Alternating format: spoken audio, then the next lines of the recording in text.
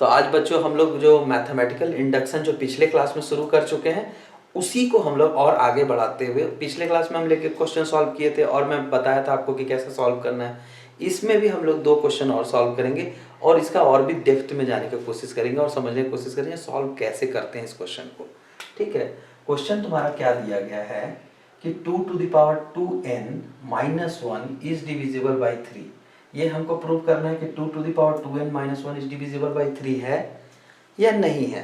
तो अब इस क्वेश्चन को सॉल्व करने के लिए देखो कि हम लोग बात है, पहला पॉइंट मैंने क्या कहा था कि आपको जब सॉल्व करना है तो p ऑफ 1 मतलब क्या है, ये जो है मेरा वही स्टेटमेंट है p ऑफ n। ठीक, तो देख लो स्टेटमेंट क्या है, स्टेटमेंट क्या है, p of n is such that 2 to the power 2n minus 1 is divisible by 3 है। और क्या है, n का value belong to positive integer. ठीक, समझ गए ये बात। इसके बाद क्या था कि हम लोग क्या करते थे, n का वैल्यू क्या लेंगे, n का वैल्यू 1 लेंगे, तो 1 लेंगे तो क्या हो जाएगा 2 to the power 2 minus 1, ये 3 आ गया। दिस मीन्स कि दिस इज डिविजिबल बाई 3 और 1।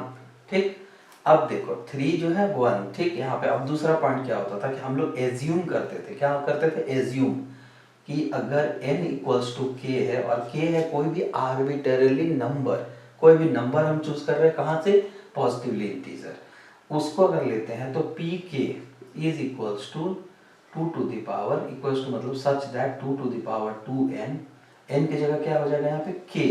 ठीक, समझ गए, n की जगह क्या होगा k minus 1 is equals to, यहाँ पे हम लोग डिविजिबल बाई 3, तो 3 माइनस 3 इंटू क्यू मान लेंगे कोसेंट। अब देखो ये हो गया हम लोगों का पॉइंट नंबर 2, जो सबसे इंपॉर्टेंट पॉइंट, ये है मेरा पॉइंट नंबर 1। अब तीसरा पॉइंट हम लोग को क्या करना पड़ता था, n equals to k plus 1 लेना पड़ता था। अब देखो p equals to k plus 1 के लिए हमको देखना है कि ये ट्रू है कि नहीं। अगर ये ट्रू हो गया तो जो हम लोग का प्रूफ है वो सही है। अब देखो यहाँ पे अब देखो 2 to the power 2 k plus 1 minus 1।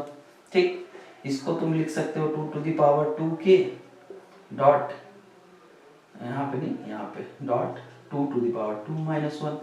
इसको तुम लिख सकते हो 2 to the power 2k 4 minus 1। ठीक, अब ये देखो इस 4 को, ये 4 है मतलब 4 बार ऐसा है, तो इसको लिख सकते हैं हम लोग 3 2 to the power k plus 2 to the power 2k, यहाँ पे 3 2 to the power 2k। ठीक, ये चीज लिख सकते हैं ना, 3 1 4 हो जाएगा माइनस 1। ठीक है, समझ गए ये बात।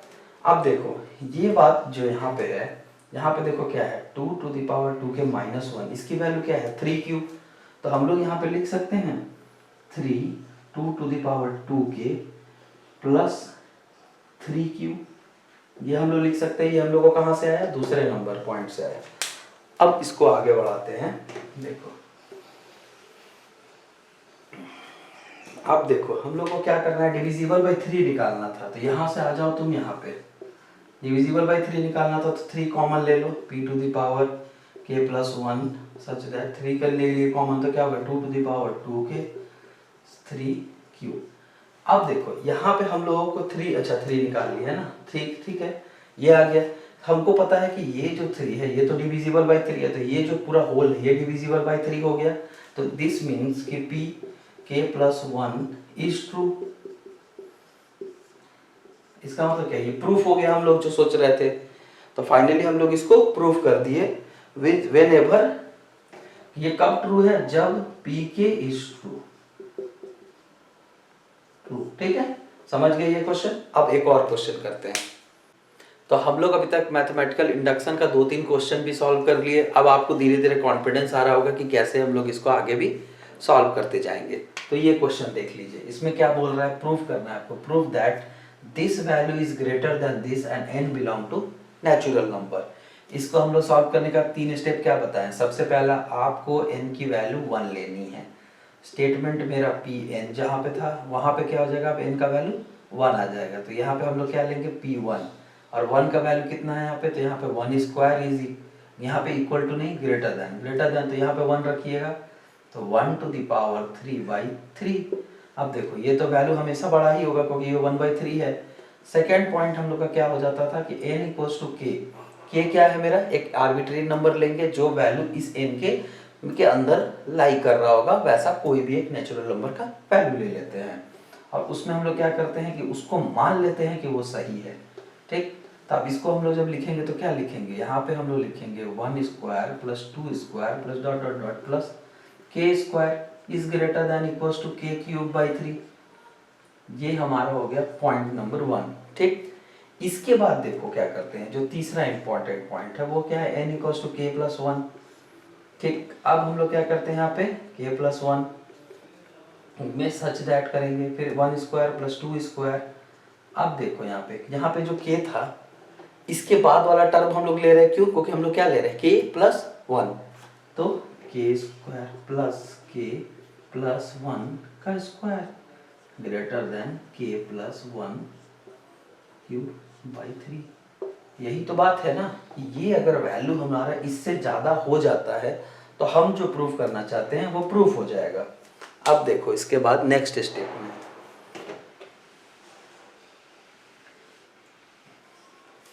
देखो ये जो वैल्यू यहाँ पे है इसको अब देखो क्या करेंगे हम लोग, यहाँ पे देखो इतने दूर की वैल्यू तो तुम्हें पता है इक्वेशन नंबर 1 से, यहाँ जो हम लोगों का आया है यही मेरा इक्वेशन नंबर 1 में भी लिखा हुआ है।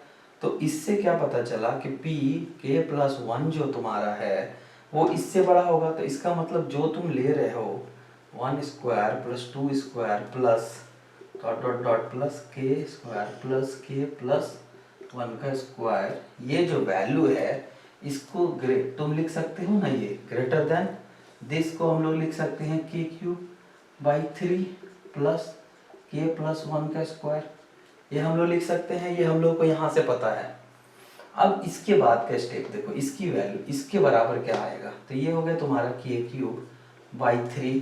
ठीक, इसको तुम लिख सकते हो के स्क्वायर प्लस 2k प्लस 1, समझ गए।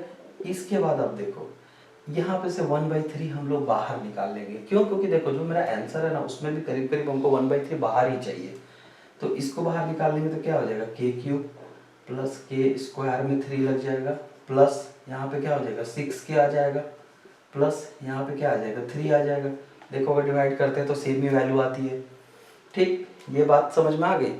अब इसके बाद का प्रोसेस स्टेप देखो क्या है, इसके बाद का स्टेप ये है कि अगर हम 1/3 ले लेते हैं, यहाँ से हम कॉमन निकाल लेंगे।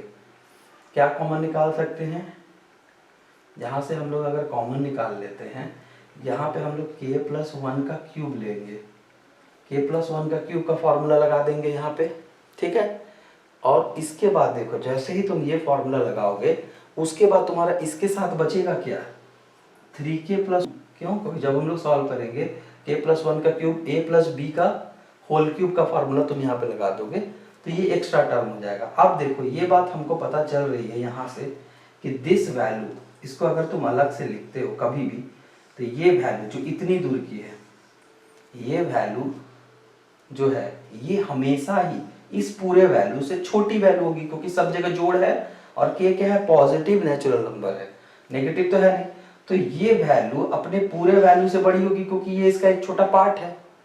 ये समझ में आ रहा है, तो इसका मतलब है कि ये वैल्यू जो है ये हमेशा ही बड़ी होगी इस वैल्यू से 1/3 के k प्लस 1 के पावर में क्यूब, और यही हम लोगों को प्रूफ करना था यहाँ पे।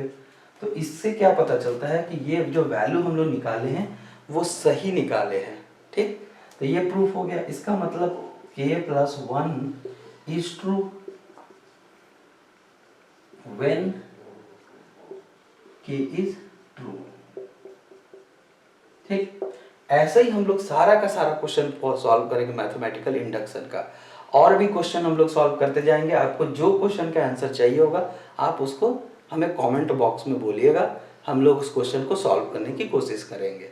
ठीक है, अब हम लोग नेक्स्ट चैप्टर में जाएंगे।